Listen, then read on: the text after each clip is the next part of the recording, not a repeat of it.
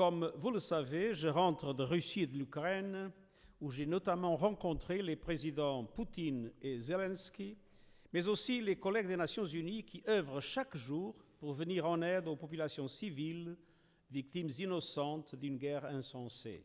Avec le président, nous avons échangé sur la coopération entre les Nations Unies et le Sénégal, qui non seulement contribuent en nombre à nos opérations de maintien de la paix, mais accueillent une présence importante de collègues des Nations Unies.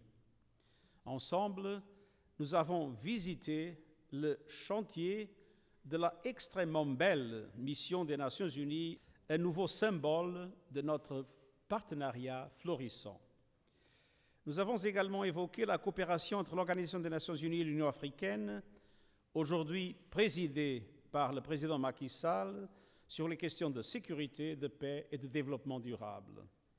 L'Union africaine est un modèle en matière de coopération régionale et nous avons réitéré notre engagement de tout faire afin de renforcer ce partenariat stratégique. S'agissant de l'Afrique de l'Ouest et du Sahel, nous avons évoqué entre autres les efforts conjoints contre le terrorisme et l'extrémisme violent, ainsi que la situation au Burkina Faso, en Guinée et au Mali.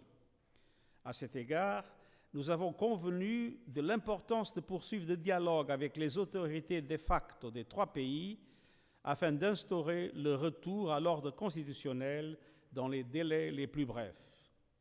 Au-delà de la situation en matière de paix et de sécurité au Sahel demeure préoccupante. Je continuerai de plaider, comme je l'ai fait depuis le début de mes fonctions, pour des opérations africaines de paix et de lutte antiterroriste robustes, mises en œuvre par l'Union africaine et appuyées par l'ONU, mandatées par le Conseil de sécurité dans le cadre du chapitre 7 de la Charte et jouissant d'un financement prévisible garanti par les contributions obligatoires. La communauté internationale doit apporter tout son soutien aux pays de la région afin de non seulement être à la hauteur des enjeux sécuritaires, mais également de s'attaquer aux causes profondes et offrir des opportunités nouvelles à la région. Avec le président Macky Sall, nous avons évoqué l'urgence climatique qui accroît le risque sécuritaire. Et force est de constater que nous sommes bien loin d'une trajectoire qui nous permette de baisser les émissions de 45% d'ici à 2030 et de contenir l'objectif de réchauffement de 1,5 degré.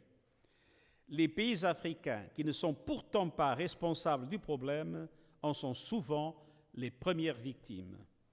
Les pays développés se sont engagés à apporter une aide financière et technologique aux pays en développement afin de permettre une transition vers les énergies renouvelables et les emplois verts. Il est temps de passer aux actes. Il est temps de tenir la promesse des 100 milliards de dollars par an faite à Paris. Et il est essentiel que la moitié des financements climatiques soit consacrée au programme d'adaptation et de résilience afin de venir en aide aux communautés vulnérables. La situation actuelle représente une grave faillite morale. Il est inacceptable qu'aujourd'hui, près de 80% de la population africaine ne soit toujours pas vaccinée.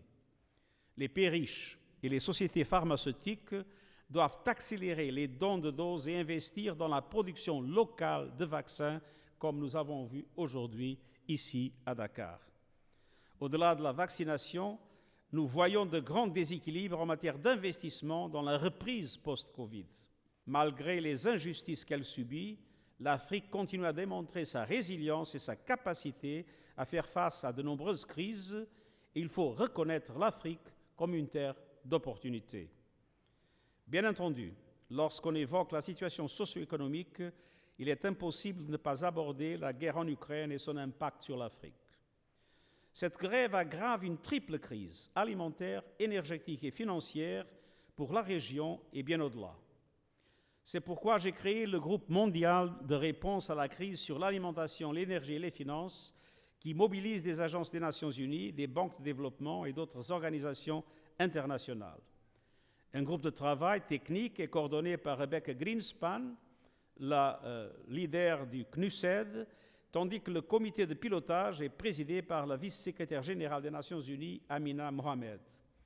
Et nous sommes heureux d'avoir le président Macky Sall à la tête des champions de la réponse globale à la crise et ensemble, nous avons discuté de mesures urgentes que j'ai appelées de mes vœux. En premier lieu, nous devons garantir un flux régulier de denrées alimentaires et d'énergie sur les marchés ouverts en levant toutes les restrictions inutiles à l'exportation, en affectant les excédents et les réserves à ceux qui en ont besoin et en contrôlant les prix des denrées alimentaires pour calmer la volatilité des marchés. Mais soyons sérieux, il n'y aura pas de véritable solution au problème global de sécurité alimentaire sans réintégrer la production agricole de l'Ukraine ainsi que la production alimentaire et d'engrais de la Russie et de la Biélorussie dans les marchés mondiaux, et cela en dépit de la guerre. Je suis déterminé à tout faire pour faciliter un dialogue qui puisse permettre la concrétisation de cet objectif.